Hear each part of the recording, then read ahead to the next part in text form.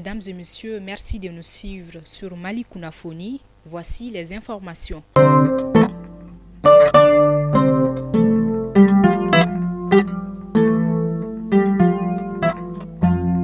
Au Mali, les responsables politiques arrêtés retrouvent leur liberté. Arrêtés le 20 juin 2024 lors d'une rencontre privée à domicile de l'un d'entre eux, des leaders politiques mis sous mandat de dépôt pour atteinte à la sûreté de l'État et troubles à l'ordre public ont été libérés le jeudi 5 décembre 2024 selon des sources concordantes grâce à l'initiative entreprise par l'ancien Premier ministre Ousmane Youssouf Maïga, président de la commission de suivi de la charte pour la paix et la réconciliation auprès des autorités. Les 11 responsables politiques initialement répartis dans différentes prisons du Mali avant d'être regroupés à la prison centrale de Kenyéroba regagneront leur domicile. Cette démarche est salutaire et marque un tournant décisif dans l'apaisement du climat social. Burkina, RSI, Mali, le FAD finance la réhabilitation des routes transfrontalières. Au total, 242 km de routes seront réhabilités dans les deux pays grâce au financement du guichet concessionnel du groupe de la Banque et de la Facilité d'appui à la transition. Le conseil d'administration du Fonds africain de développement a approuvé le 29 novembre 2024 à Abidjan des prêts d'un montant total de 156,66 millions d'euros au Burkina Faso et au Mali pour l'aménagement et le bitumage des routes transfrontalières reliant ces deux pays enclavés d'Afrique de l'Ouest à la Côte d'Ivoire. Crise énergétique, le Premier ministre intensifie ses efforts sur tous les fronts.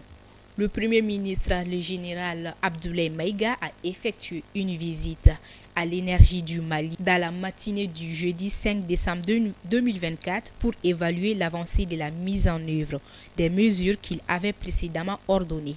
Lors de cette visite, le directeur général de l'EDM, Abdoulaye Djibril Diallo, a présenté les efforts déployés pour répondre à la crise énergétique. Un cadre de concertation a été instauré impliquant plus de 600 collaborateurs de l'entreprise pour formuler des solutions telles que renforcer la production d'énergie locale, exploiter l'énergie régionale, améliorer la gouvernance et stabiliser l'approvisionnement. Le Premier ministre a salué l'engagement des équipes et a souligné que d'autres réunions stratégiques, notamment avec les partenaires sociaux, suivraient pour rétablir la situation très rapidement.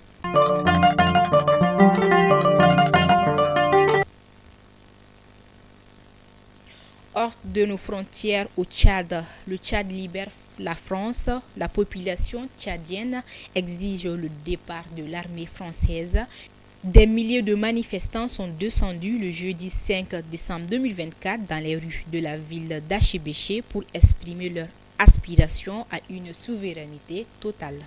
Ils exigent le départ rapide des 1000 soldats français encore stationnés au Tchad, comme le montrent des images publiées sur les réseaux sociaux. Cette manifestation est une réaction à la décision du gouvernement de mettre fin à l'accord militaire avec Paris.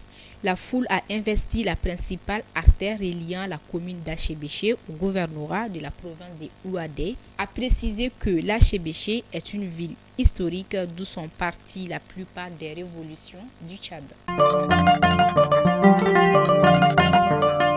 En Guinée, de nombreux morts après un match de football à Zérékouré, la crainte d'un très lourd bilan. Aucun chiffre fiable jusque-là, mais les photos et les vidéos que circulent montrent de nombreux corps sans vie et multiples blessés. La finale du tournoi de football général Mamadi Doumbia a dégénéré dans les dernières minutes. Jeunes et forces de l'ordre sont mêlés, aboutissant à une situation chaotique.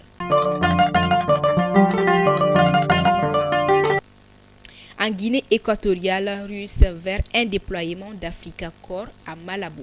La Guinée équatoriale a reçu récemment la visite d'une délégation du ministre russe de la Défense, une visite au cours de laquelle les relations entre les deux pays ont été approfondies, notamment en matière de sécurité. La délégation russe comprenait le vice-ministre de la Défense Alexis Kirivorichov, selon le communiqué de la présidence, et le colonel général Lounous Beg, également vice-ministre.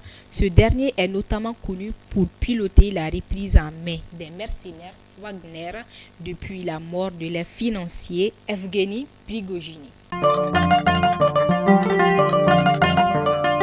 À la fin de cette information, en Côte d'Ivoire, trafic de voitures volées, la Côte d'Ivoire au cœur d'une enquête d'Interpol. Un trafic de voitures de luxe mobilise la police ivoirienne qui mène actuellement des opérations conjointes dans les rues d'Abidjan avec l'Organisation internationale de police criminelle.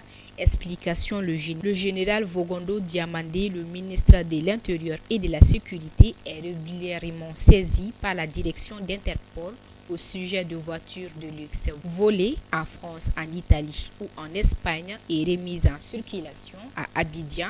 Ces véhicules qui inondent le marché ivoirien se trouvent ensuite entre les mains d'influenceurs ou de personnalités. Mesdames et messieurs, c'est la fin de ce flash d'information. Merci de l'avoir suivi et à très bientôt.